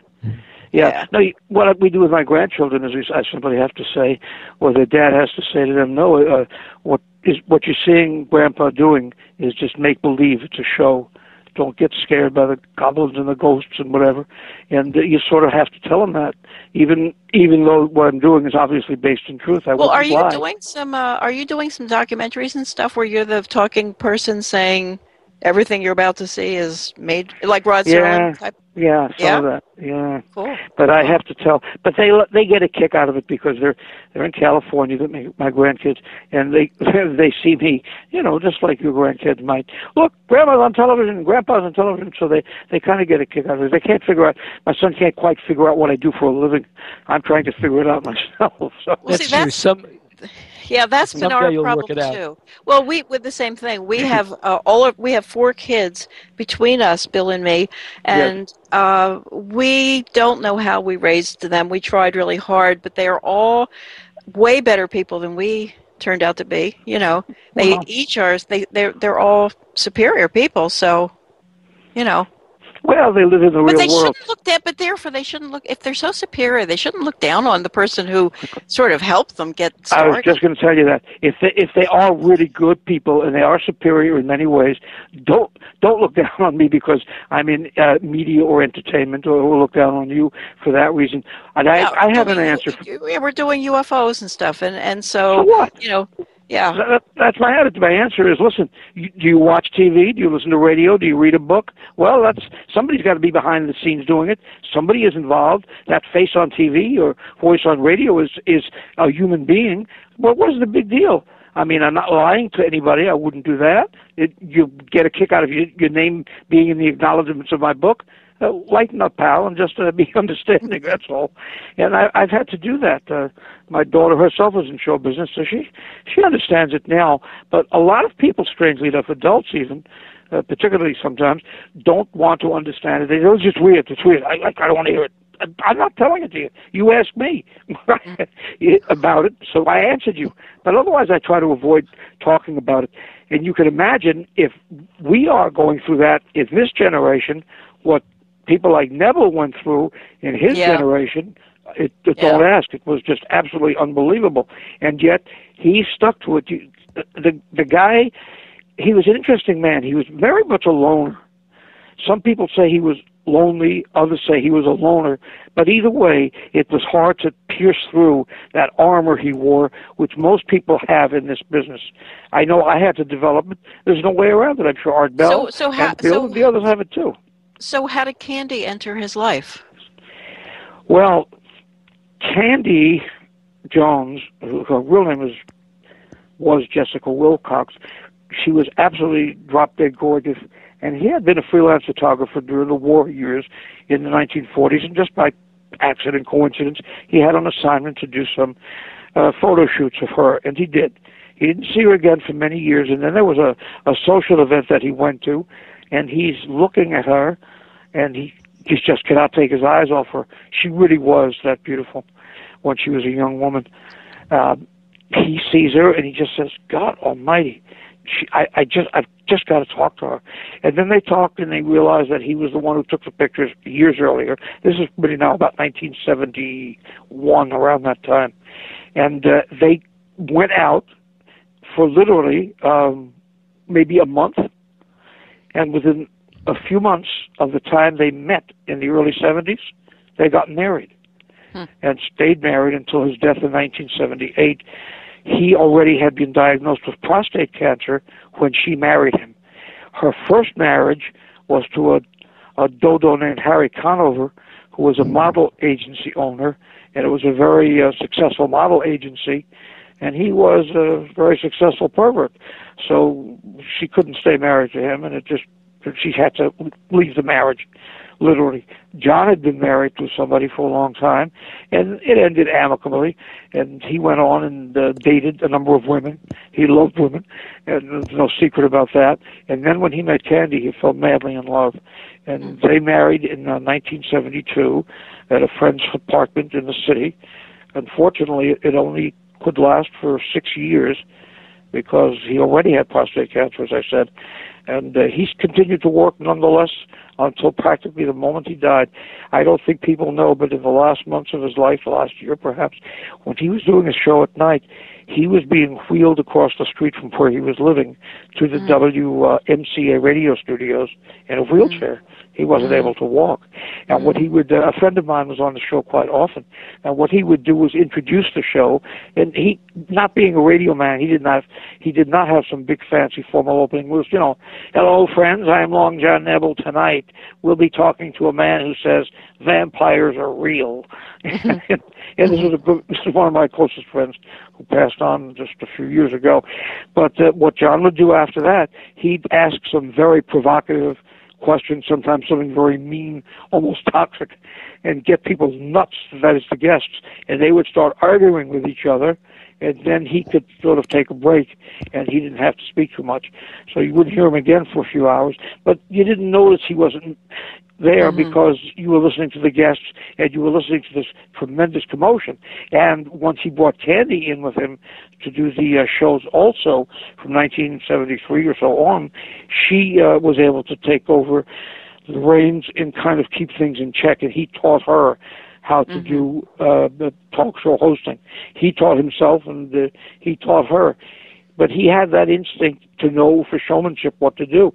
There are people who knew him well, as I did, and they would tell you he was the most brilliant showman radio probably ever produced in the modern era. Well, did it shake his world? I mean, he was a skeptic, or at least he professed himself to be. He professed that. That's right. Right, and an atheist. And did it shake his world when he discovered that Candy Jones had a whole other personality that was inculcated into her by United States intelligence services? Yes, it did. He was very good friends at the time, John Nebel, that is, with a man named Donald Bain. And Don Bain was Mr. Nebel's biographer, I guess you could argue. And he wrote a wonderful book about Long John Nebel. And John had written 2 books on his own, but a book called Long John Nebel by Donald Bain, with an introduction, curiously, by Jackie Gleason, who was very, as you know, into UFOs beyond belief. And isn't Don Bain a horror writer in his own vein? The man could write anything. He's written under women's names. He's written under men's names. He's Jessica Fletcher. Fletcher. Right. He wrote Murder, She Wrote. That's correct. Really? Right, that's who he is. Yeah, he's Jessica Fletcher. Yeah, that's it. He lived on Long Island for many years. He'd be about 80 now, 80 years old, I would guess, maybe 79. And he's still alive? Oh, sure. Oh, I got to talk to him. Oh, yeah. So he wrote the book on. He wrote the book about John Nebel, and he wrote several books, and they met and they became close friends. And Don is he was so terrific to me because he lived here on Long Island, and the producer booked him to do a show. The book was called The Control of Candy Jones, so it was about exactly what Bill is asking. And Don came down, and we hit it off right away, and at that point, we talked all about Candy Jones, and I said it would be fascinating if we could get some commentary on it from one of them, or even better, in my fantasies, the tapes, because John had made audio tape of her in trance when she was sleeping, saying things, and as she was hypnotized, she was saying some strange things. Now, and wait. Now, please. Just do the tapes still exist to this day? If they do, Don Bain would have them. Wow. Because Mr. Nebel, I keep going back and forth between John and Mr. Nebel. If I'd see him, I'd say, Mr. Nebel, I wasn't going to fool around, because he could get angry. He could be nice, and then in a flash, like a lightning, turn on you and not like you. So I wasn't going to take any chance. He's too much taller than me. I wasn't going to fool around. But he got the tapes were fascinating. And what happened is Don asked if he could make some of them available for us to play on my show back then, and this was in the late 70s. And by that point, mid-70s, I guess, by that point, Mr. Nebel was very ill. John Nebel was quite really, really sick. He had heart problems, too, before that. And now added to it was prostate cancer, which wasn't being treated as well then, really, as they can now. So for men, don't be scared. They can do marvelous things now. Then, not so much. So he allowed the tapes to come with Don Bain to the radio show, my show, and we did it. We played them on the air. They were fascinating. Now you get always some, you'll get some jerk who say, well, there's no such thing as UFOs. That same jerk would say to me, and I heard it often, he's just doing it for the publicity. No, he was not doing it for the publicity, because he didn't need publicity, number one. He was already in his 60s. B, he had enough money that he didn't have to have the publicity. And C, he was too ill to worry about the damn publicity. Right. It made no sense. He was concentrating on staying alive. But Joel, you heard these tapes with your own ears? Oh, sure. Absolutely. Because I had to get permission. I asked Don if he could ask Mr. Nebel. I didn't want to impose on John Nebel to call him and ask him myself at that point, because Don was much closer to him, and Don said he would take care of it. And sure enough, Don called me. He said, hey, guess what? I said, what? Bad. I'm such a gloomy Gus. I am. I'm always a diss me. The worst. He says, John Nebel said yes. He said, I'm thrilled. He said, when do you want to make the tape? I said, here, let me give you to Chris, and she'll book the show. And we put it all together.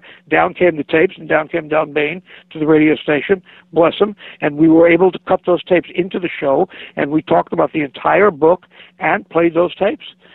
And well, is that show digitized, Joel? Well, frankly, it may or may not be. No, it wouldn't be digitized. The problem I had, but this happens when you're doing any kind of show that's controversial. If you're working for a radio station, it is almost to be expected that you're going to have some kind of a problem. They'll tell you in private in the office, be controversial. And then you're controversial, they call you in the office and say, why did you say those things? You told me to be controversial, you idiot. Did you just say that to me? Well, that's what happened with me. And so the radio station, when I left it, under a cloud of their nonsense, it basically was if they kept the tapes, that's all. I made headlines in the newspaper, but there was a big story about it. But they kept the tapes. Now, some of them, people who were listeners of mine, were nice enough to send me. I would have to go check around and see if in the they article. might be part of the public domain at this point somehow. So they are. Wait. Yeah, so we're going to take a break in about a minute, and I wanted to let everyone know, don't call in because I don't want you to. And if you have to, but I do. Phone number. We do. We want you to call. No, but here's the thing. Over on the other side of the break, we're gonna grill Joel about what those tapes sounded like. I can't wait to hear. And we will do that in 5, 4, 3, 2, 1. No, we'll do that soon. When we come back from the other side of the break. How's that? Okay. Yeah. All right.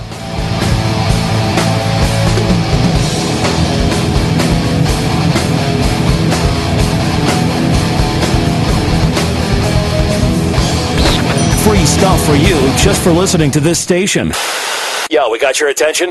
Here's how it works. You click on the radio loyalty banner right now and sign up. Then you keep on listening like you already do. But now you earn points. Those points add up, and you can trade them in for cool stuff in the radio loyalty store. Earn more points by sharing your station with friends on Facebook and Twitter, answering surveys, and by using the apps in the New Players App Store. Pretty simple. Free stuff just for doing what you already do. Radio loyalty. Click the banner to join now. Roswell, UFOs, flying saucers, alien abduction, Are we alone? Information regarding this and many other questions about the unknown are only a click away at www.theufostore.com. The UFOstore.com offers hundreds of DVDs about UFOs, aliens, crop circles, conspiracies, Bigfoot, suppressed science, ancient mysteries. Log on to www.theufostore.com and request a free UFO Store catalog. The UFOstore.com, the largest selection of UFO products on the internet. All systems are functional. And get past the ring to Mr. Jackal, the new king of radio. Who's your favorite superhero? My name is Steve Eunice from SupermanHomepage.com. And now I'm a voice inside the Jackal's head. And who makes them look that cool? Hey, this is Mark McKenna here. I'm a comic book artist for 25 years for Marvel and DC Comics, and I'm a voice inside the Jackal's head. Only on PSN Radio.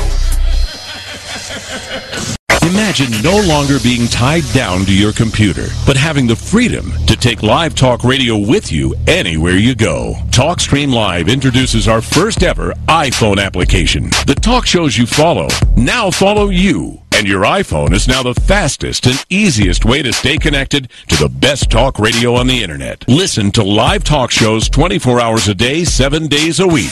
Mobile talk radio from TalkStream Live. Now available in the iTunes App Store. You're listening to Dark Matter Radio Network.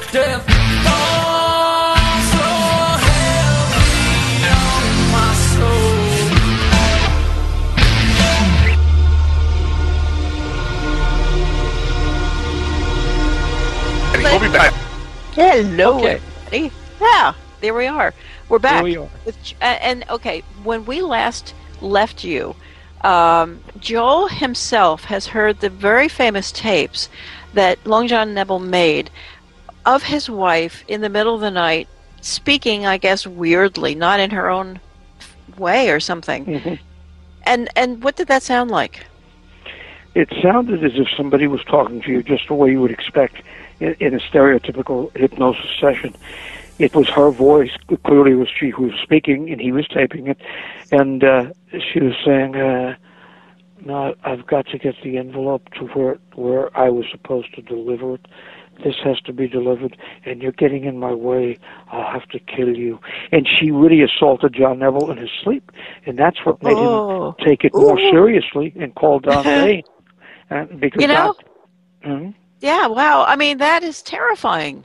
Oh, That's it was. Didn't she actually have another name in this other personality? It was a whole other personality. An entirely different personality. She had some other name. They gave her another name, and she had a totally different personality. It for a very long time, through the 50s, 60s, and even when the book came out, the book that is The Control of Candy Jones, a lot of people, as I said before, put it down. They said it wasn't true. They were making it up for publicity, which was absolutely ludicrous. It made no sense whatsoever. But Candy Jones had connections to the government that she didn't even realize herself. She worked in the USO shows during World War II. So when she opened a modeling school after the war, as a way of supporting herself, because her marriage was just devastating. Her first marriage was so bad, devastatingly bad. She came into contact with people who worked for the government, including people who worked for the FBI, the CIA, etc. And she was asked by somebody in one of the government agencies, and somebody in the military, if she would do a favor. And the favor was this: only in recent years have we found out that the United States government did, in fact, have a number of projects. The projects were designed to see if the Manchurian candidate could be created. In other words, could you create a perfect spy? Somebody who would do your spying work for you. This is way before drones.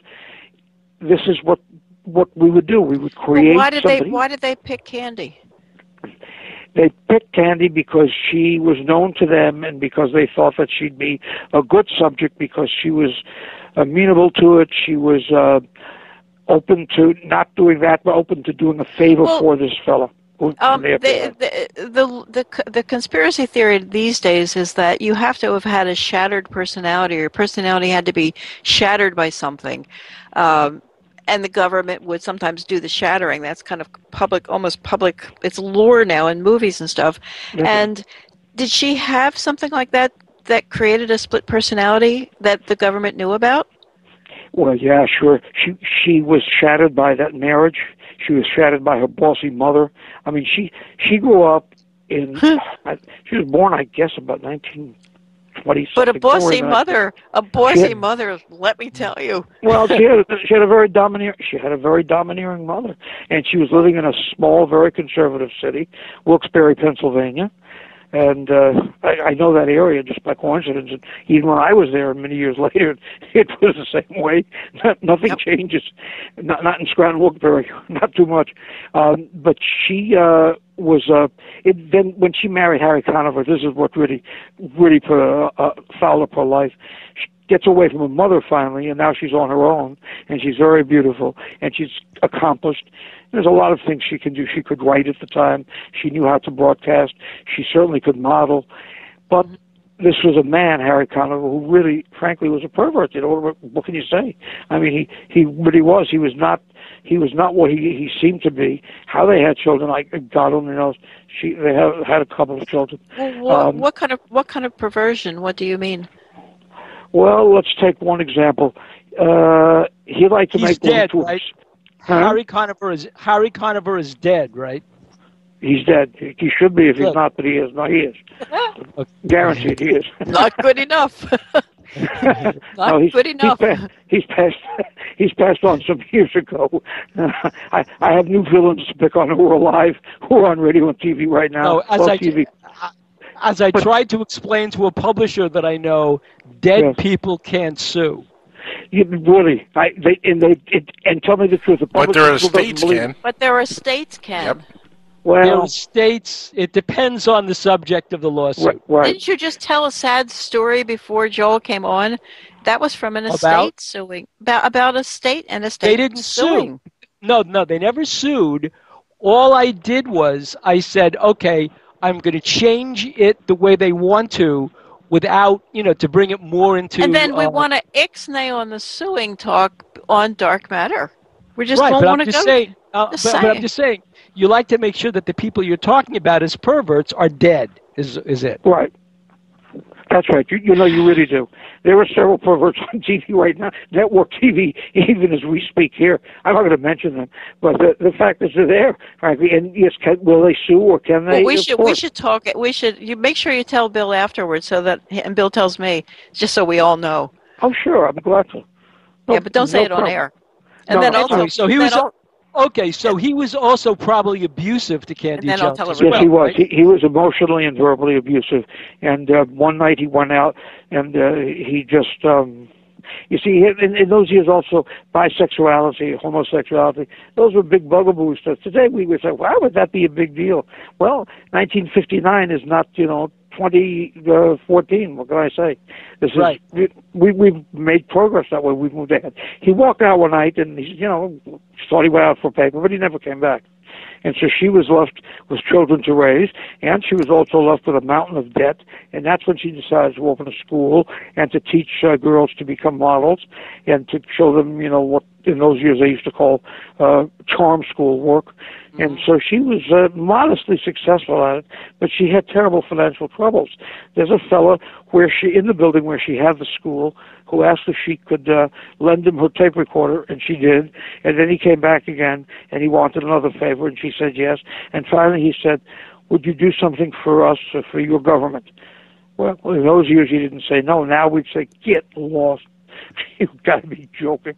Back then... you still might say, if it's a friend, it's a person you like, you feel like, okay, you want to be patriotic.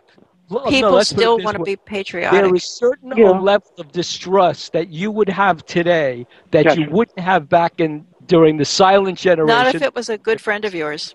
Not if it was a good friend. You would think twice about it. Today you would at least have the option to think twice, okay? Put it that way if you want. Right. Back then somebody said you're going to work for the government. Yeah. Right. And she said, sure, of course. And then eventually one thing leads to another, and then she carries some package I believe it was to San Francisco, and there really was nothing of importance in it, but they wanted to see if she could be created into a Manchurian candidate. The idea was for her to become a spy, a courier, and she wasn't the only one. She was one of apparently several hundred or maybe a couple of thousand, who knows. Nobody is really sure about the number.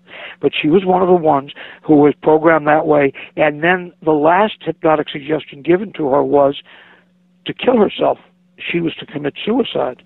And as you know, there were people back then who did commit suicide who had been programmed by the CIA or the FBI, particularly the CIA. And well, how did they find this out if she didn't actually do it? How did they find this out? All on the tapes. He only knew it from the tapes. John Nebel knew it from what she said. I'm telling you, that sound that we were talking about during the break is getting louder and louder. Because what she would do is it sounds like a foghorn in the distance. It does. She would repeat the instruction she was given on the tape. That's correct. That's exactly what she did. Whatever instruction she was given would be repeated. And he taped it. One night she tried to assault him in bed, you know, when they were sleeping. She grabbed him and it startled him because how'd you like to wake up somebody choking you? And she, you know, he was a big, strong guy, and he could easily, you know, maneuver her off him. But he said by that point he had to know what the heck was going on. When he called Don Bain, he was, if not frantic, at least concerned. Even then, and why did he call Don? Because they had become good friends in about 1969. Certain kinds of people click and they stay friends. You know, it's just the chemistry of why two people meet or why a group gets together and they like each other and they stay, you know, pretty close. That was all. Don didn't introduce them or anything, did he? Oh, no, not at all. No. No, Don did not reconnect them? No, not at all. Don was busy writing. At that point, Don probably was writing. He was writing ghostwriting for somebody who was very, very famous, and to this day, it's not been told that he was the ghostwriter for this very, very well-known individual. That was a thing in strictest confidence that he had told me once, and I swore I would never tell. And that was what he was very good at doing, just like Bill said before, him doing the Jessica Fletcher novels. He's just a very, very good writer, and John knew that, and they were friendly. And he is also a very good speaker. Don Bain, terrific raconteur himself. And when he came on the show and told me some of these stories, I said, you know, it's really hard to believe. He said, I know, and there are plenty of people who don't believe it. But think about all of the reasons why he had no purpose in trying to fake anything. He just was too ill. Why bother? You know, didn't make any sense. He knew. Yeah, but it sounds like it's career making for Don Bain. That's the only, or Don Bain's. That's the only reason I bring it up. Just like his career. No, his career was already made. Right. Don Bain had written a series of police novels. That's right. All the way back in the '60s, and a lot of these turned up in television movies of the week, or the stories turned up in television movies of the week. So Don Bain was not. Don Bain had a very, very successful career as a true crime and a crime novel writer, even before he encountered Candy Jones. But in the general media, was there a taint on him the way there is, say, on Whitley Strieber? Does the general media absolutely say not. On Don?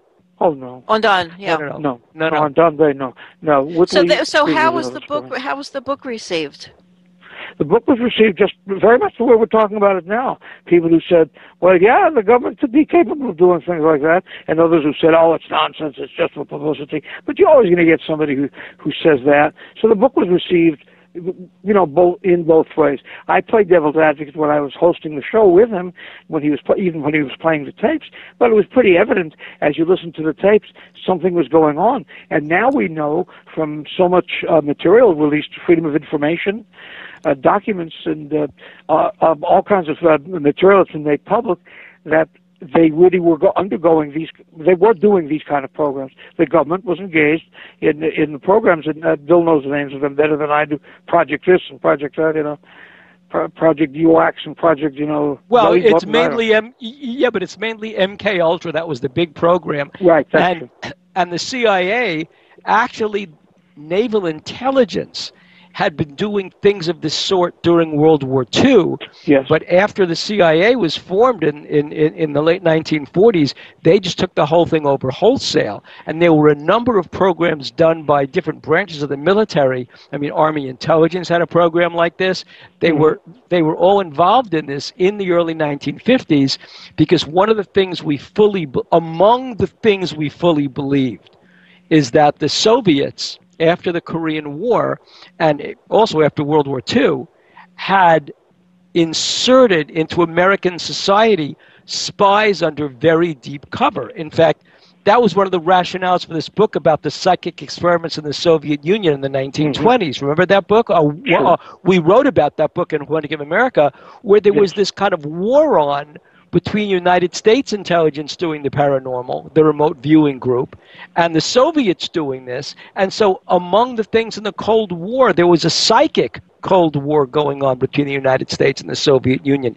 Candy Jones, unfortunately, was swept up in this thing. That's right. And she actually became a victim of it. That's correct. That's exactly. That really says it all. She was really, really swept up in it. I don't think she intended to have that happen. Do you think there's something like that going on these days? With our government? Absolutely. Of course. Absolutely. Yeah. Oh, absolutely. I don't think there's any question about it. Not from the material I've seen and the people I've talked to in private. Absolutely. Yeah, well, I mean, do you think there are people in our media or our alternate media, the groups that we inhabit, do you think any of them are actually like made up people and, like, I don't think they're false personalities, but I do think that there are people who are actively working for the CIA. In fact, I know there are. Well, that's false. That's a false personality. Nobody announces that they work for the CIA. Nobody expects the Spanish Inquisition. No, but what I'm saying is that there are people who literally are CIs, cooperating individuals. I rarely get a chance to say that. And in return for that, they're getting stories that are, let's say, distilled to a point where they're good for public. Okay, well, what about Mirage Men? Isn't Mirage Men right now the guy making the rounds of all the radio shows, saying that Doty is, and it's pronounced Doty, I believe. Doty is the guy who drove this guy named Benowitz crazy, and he's the guy who kind of like tricked Linda Moulton Howe and stuff. Right, exactly. It's an old story. Yeah. And everybody kind of throws they always throw Doty. Once Doty's in the conversation, we did something with this. We created this thing called Serpo. We didn't create it. We kind of publicized it and made it. We did the story on it in UFO magazine, right? I mean, Victor Martinez helped write it. Yeah, we put it on the cover, and it kind of caught fire because of that. And my daughter did the layout. She was brilliant because we couldn't figure out how to lay this out, and so we just put the word Serpo on the cover because it's kind of a made-up story, and like, how do you promote this? And that issue, I believe, did sell out. But anyway, but I'll make it up digitally, and you can have it. Who cares? It is digital. It is digital. We have it. No, but I have to make it fancy. I got to do some trickery. But anyway. Yes. The point is that once Doty hooked himself into the Serpo story, everybody went running away. Already the story was crazy. Doty hooked in, and people just went running away. It's like Doty is the opposite of a magnet. And he's like when you put a magnet down and a bunch of other they all go, they rush away. Well, it's like he's the worst kind of spy. Everybody runs away from him. Because you're not looking at somebody who's trying. No, you're not looking at somebody who's trying to spy. You're looking at somebody who's capitalizing on the fact that he may know the truth because he was disseminating false information, and now he's telling the truth. I mean, that's the pose. Well, did Long John Nebel die a skeptic, or did he die believing eventually that some of this stuff might have some merit? It's a very funny question because there's a story they tell. It may be apocryphal, but it's kind of a funny story. Even though he was on his deathbed, he was an atheist. He was a skeptic of all of this material. He was pals with that goofy little magician Jim Randi. So he was certainly evident where he stood on the subject. But this is what the story goes from some friend of his who told me this. On his deathbed or close to it, he decided to call a priest and get last rites, to what extent he converted officially, who knows. But when he was asked, why the heck would you're an atheist? You're calling a priest the last rites? And the story goes, whether it's true or not, yeah, well, because you should always hedge your bets. I don't think there's anything there, but what if there is? I want to be ready. I want to at least have something in the bank that I can show when I get there, if there isn't a hereafter. And you know what? When I inherited a son-in-law named Blaise, spelled Blaise, I did some research so I wouldn't seem dumb as to who Blaise Pascal was. Because you should know. And he's the guy who invented that. He actually, on his deathbed, said that it's smarter to cover your bets and err on the side of God. That's exactly what John Nebel did. So he died. He died, we presume, an atheist when it came to this material. And frankly, there wasn't as much scientific evidence and as much research done in a serious way at that point. And as Bill mentioned before, I just alluded to briefly, John had on people who really were on the fringe. I mean, he didn't have on people who were always serious about the subject.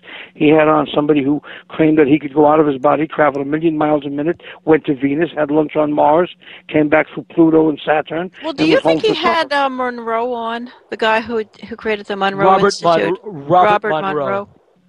Robert Monroe is another interesting figure, as he didn't need to have him on, because Robert Monroe really knew John Nebel, even really at the time John Nebel went on the air initially, because Robert Monroe was a radio executive, and he was one of the radio executives who knew of John Nebel, and so he, whether he had him on or not, Robert Monroe moved from radio executive to the fellow who wrote about out-of-body experiences.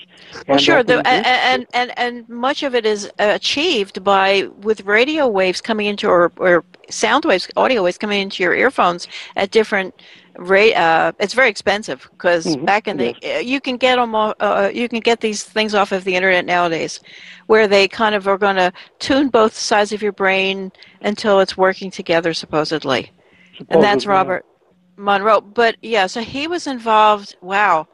Yeah, he was one of the people who was encouraging to John Nebel to have him go on the air, to get him to be a broadcaster, because there were a bunch of guys who were trying. If John Nebel, if he were listening tonight, he would research that further.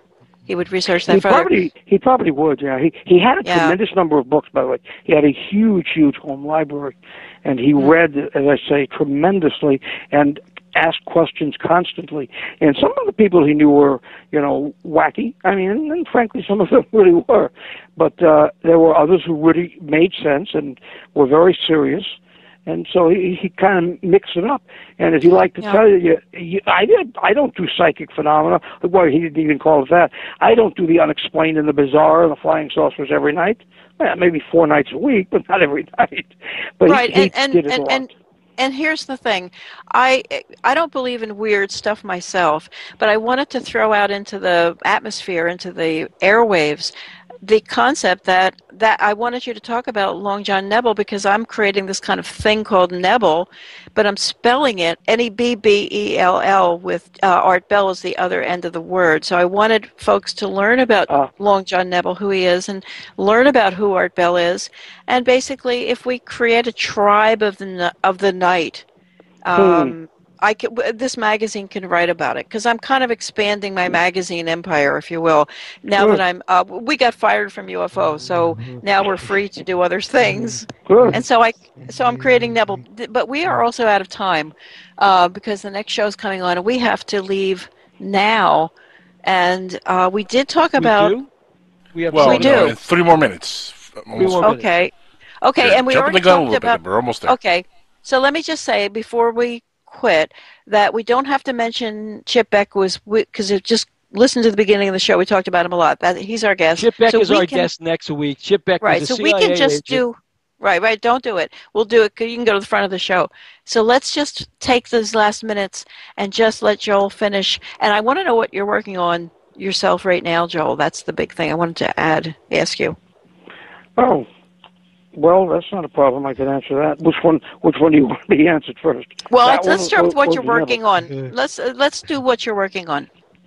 Well, Bill and I just finished the Haunting of America series. We have a series of 3 books out about that. It's the first ones of its kind. So I'm kind of been doing promotion about the Haunting of America where I can, and we have the Presence and the Paranormal presidential.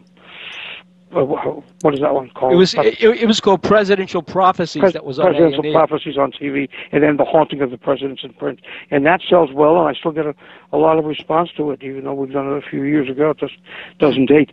And now, what I'm looking into, honestly, I've got several things I'm looking into. One of them has to do with the Roman Catholic Church as the first psychic investigators in the world, and I'm digging up literally all kinds of material. Well, then you're not going to be immune to getting scared, just like we all got scared from The Exorcist. You're going to uncover stuff that's going to make you scared. Yeah, I have a pretty high fear threshold. Actually, I've been, frankly, because of the shows over the years, Nancy, and believe me, I'm not bragging. I've been beat up. I've been shot at. I've been chased. I've been threatened. So, and government agencies have called. We did shows over the years where I'd finish the show at night and say, "See you tomorrow night, bye," and come in the next afternoon to work at the radio station, and there'd be a message there from Mr. Smith in a phone number, and I'd call and say, "Yeah, can I help you?" And he'd say, "Yeah, listen, I'm calling from a government agency," and they would tell me which one it was. You said last night that that there was going to be an attempt on the life of Pope John Paul II. Can we talk about that? And I said, "Who the heck are you?" And it turns out it was a government agency. One night, the psychic on the show to me. That makes sense. That kind of makes sense. I'm kind of glad they take the time to call. I was thrilled. They did the same thing. One phenomenal medium, a psychic medium, George Anderson, predicted that something was going to happen to Ronald Reagan. He just saw him being shot at. And they called very seriously the next day and wanted to know as many details as George Anderson could give them about where and when and how, etc. And we never said who the agency was. We kept everything in confidence. So this was going on at all times.